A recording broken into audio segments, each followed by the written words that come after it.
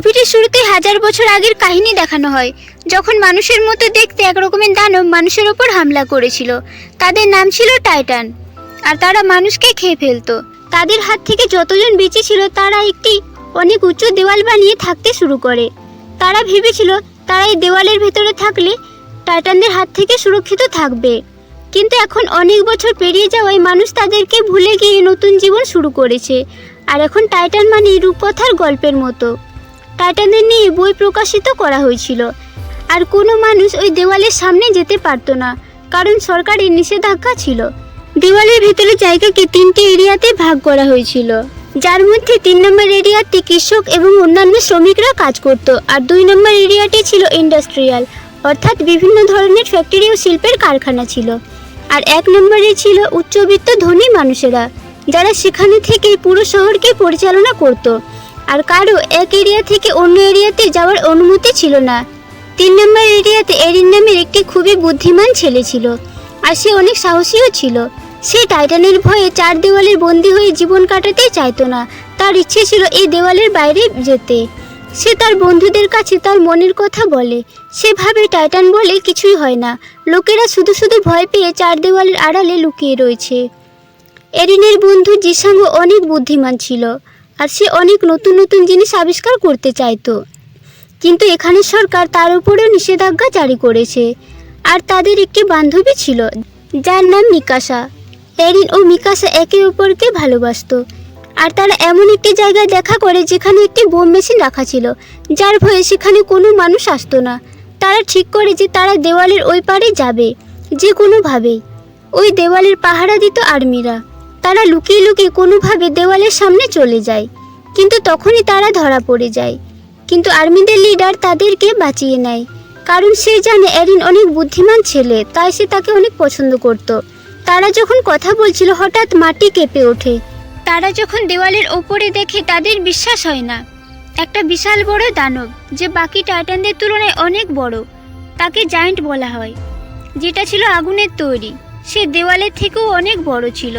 সে দেওয়ালটি ভাঙতে শুরু করে। সৈনিকদের লিডার বোম মারতে বললে একজন সৈনিক মনে করিয়ে দেয় যে তাদের সরকার বোম মারতে নিষেধ করেছে।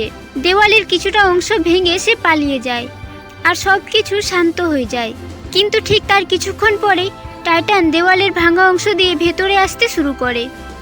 টাইটানরা মানুষদেরকে দেখে খুশি হয়, যেন তারা অনেক দিন পর তাদের খাবার পেয়েছে। লিডার বাধ্য হয়ে বোম মারতে শুরু করে, কিন্তু তাদের এই বোমে কিছুই হয় না। তাদের শরীরের যে অংশে বোম লেগে জখম হয়ে যাচ্ছিল, সে অংশটি আবারও সৃষ্টি হয়ে যাচ্ছিল, অর্থাৎ তাদেরকে এভাবে মারা সম্ভব নয়। এরপর টাইটানরা চারিদিক থেকে মানুষদেরকে ঘিরে ফেলে, আর তাদেরকে ধরে ধরে খেয়ে ফেলতে শুরু করে। সৈনিকরা তাদের খাদ্য হওয়ার থেকে বাঁচার জন্য নিজেরাই আত্মহত্যা করে নেয়। মানুষ টাইটানদের খাদ্য হয়ে মারা যাচ্ছিল, আবার কেউ বা ভিড়ের মাঝে পিষে মারা যাচ্ছিল। সব মানুষ নিজের জীবন বাঁচানোর জন্য দৌড়তে শুরু করে, আর তারা শহরের বড় একটি হলঘরের দিকে যেতে শুরু করে। কিন্তু এত মানুষের জন্য ওই হলঘরে জায়গা ছিল না। এরিন ও মিকাসাও সেই ঘরের দিকে যেতে থাকে। তখন মিকাসা একটি ছোট বাচ্চাকে দেখে তার মায়া হয়। সে তাকে কোলে তুলে নেয়, আর এদিকে এরিন মানুষের ঠেলাঠেলিতে ঘরের ভেতরে চলে যায়, আর মানুষ সেই হলঘরের দরজা বন্ধ করে দেয়। কিন্তু মিকাসা ভেতরে আসতে পারে না। এরিন দরজা খোলার অনেক চেষ্টা করে, কিন্তু অন্য মানুষেরা তাকে খুলতে দেয় না। আর এদিকে মিকাসার সামনে একটি টাইটান চলে আসে। এরিন ভেতরের থেকে শুধু দেখতে থাকে, আর কিছুই করতে পারে না। টাইটান মিকাসা আর বাচ্চাটিকে খেয়ে ফেলে। তারপর সব কিছু শান্ত হয়ে যায়। এরিন তখন কোনোভাবে সেই হলঘর থেকে বাইরে বেরিয়ে আসে, আর সে দেখতে পায় হলঘরের বাইরে টাইটানরা ঘিরে ফেলেছে, আর হলঘরের ছাদ ভেঙে মানুষদেরকে খেতে শুরু করেছে। এরিন এই সুযোগে সেখান থেকে অন্য শহরের দিকে যেতে শুরু করে।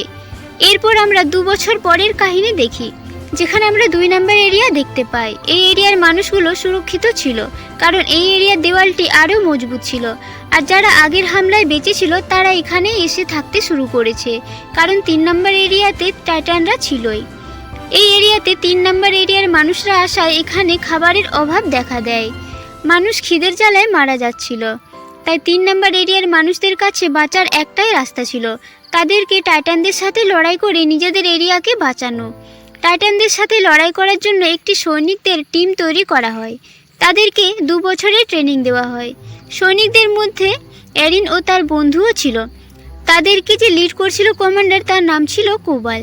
তাদের উইপেন লিডার ছিল সামান্থা নামের একটি মেয়ে। সে সৈনিকদেরকে একটি এমন অস্ত্র দেখায় যেটার সাহায্যে তারা উড়তে পারবে। তার প্ল্যান ছিল তাদের মিশনের জন্য রাত্রে যাবে। তারা 3 নম্বর এরিয়াতে গিয়ে সেই দেওয়ালের ফাঁকা জায়গাটার কাছে গিয়ে ব্লাস্ট করা হবে। দেওয়ালের ওপরের অংশে ব্লাস্ট করলে দেওয়ালের ওপরের অংশটি ভেঙে নিচে পড়ে আসবে আর ফাঁকা জায়গাটি বন্ধ হয়ে যাবে, আর টাইটানরা সেখানে আর আসতে পারবে না। আর ভেতরে টাইটানদেরকে তারা মেরে ফেলবে। এরপর রাত্রিবেলায় তারা সেখানে যাওয়ার জন্য বেরিয়ে পড়ে। কিন্তু রাস্তায় একটি বাচ্চার কান্নার আওয়াজ শুনতে পেয়ে তারা দেখতে যায়, আর দেখে এটা ছিল একটি টাইটানের বাচ্চা। টাইটানের বাচ্চাটি তাদেরকে ধরতে আসলে সে নিচে পড়ে যায়, আর সে জোরে জোরে কান্না শুরু করে। আর কান্না শুনে সব টাইটানরা জেগে যায় আর তাদেরকে ঘিরে ফেলে। আর তাদের কমান্ডার কুবাল উইপেন সমেত গাড়িটি নিয়ে পালিয়ে যায় তাদেরকে ছেড়ে দিয়েই। এদিকে টাইটান এরিনের বন্ধুকে ধরে ফেলে, তাকে খেয়ে ফেলতেই যাচ্ছিল। হঠাৎ একজন সিকিসিমা নামের টাইটান শিকারী এসে তাকে বাঁচায়, আর সে অনেকগুলো টাইটানকে মেরে ফেলে। আর তার সাথে ছিল মিকাসা, অর্থাৎ মিকাসা এখনও বেঁচে ছিল। তারা দুজন মিলে টাইটানদেরকে মেরে ফেলে। মিকাসা এরিনের সাথে কথা বলে না, কারণ সে ভেবেছিল সেদিন এরিন তাকে বাঁচাতে আসেনি। সেদিন মিকাসাকে টাইটান গিলে ফেলেছিল, আর সিকিসিমা তাকে বাঁচিয়েছিল আর তাকে টাইটানদের সাথে লড়াই করতেও শিখিয়েছিল। এরিনকে সিকিসিমা একটি সিক্রেট কথা বলে, ভয় না করে নিজের মধ্যে জমে থাকা সমস্ত রাগ বাইরে বের করে টাইটানদের ওপর ঝাঁপিয়ে পড়তে হবে। তারপর কমান্ডার কুবাল এসে বলে, আমি তোমাদের ছেড়ে যেতে চাইনি। এখানকার একটি জায়গায় আমাদের এক্সপ্লোসিভ লুকোনো আছে, যেটা আমি হারাতে চাই না। সেগুলো রক্ষা করতেই আমি চলে এসেছিলাম। এরপর কুবাল তার সৈন্যদের সাহায্যে সেক্টর জায়গা থেকে জিনিসগুলো গাড়িতে তুলছিল। সেই আওয়াজে টাইটান চলে আসে আর তারা দুজন মানুষকে খেয়ে ফেলে। তাদের একজন স্ত্রী এই দৃশ্য দেখে অনেক কষ্ট পায়। আর এদিকে স্বার্থপর কুবাল মানুষদের চিন্তা না করে তার চিন্তা শুধু এক্সপ্লোসিভগুলোর। আরেকটি চোর তাদের সেই গাড়িটি চুরি করে নিয়ে যাচ্ছিল। তখন যে মারা গিয়েছিল তার স্ত্রী হাজব্যান্ডের মৃত্যুর বদলা নিতে সেই গাড়িটিতে আগুন লাগিয়ে দেয় আর টাইটানদের সামনে ব্লাস্ট করে দেয়। কিন্তু এতেও টাইটানদের কিছুই হয় না, আর কুবাল আবারও তাদের ছেড়ে পালিয়ে যায়। আর এদিকে টাইটানরা তাদেরকে ঘিরে ফেলে। তারপর এরিনের সিকিসিমার কথা মনে পড়ে যায়, আর সে টাইটানদের সাথে লড়াই করতে শুরু করে।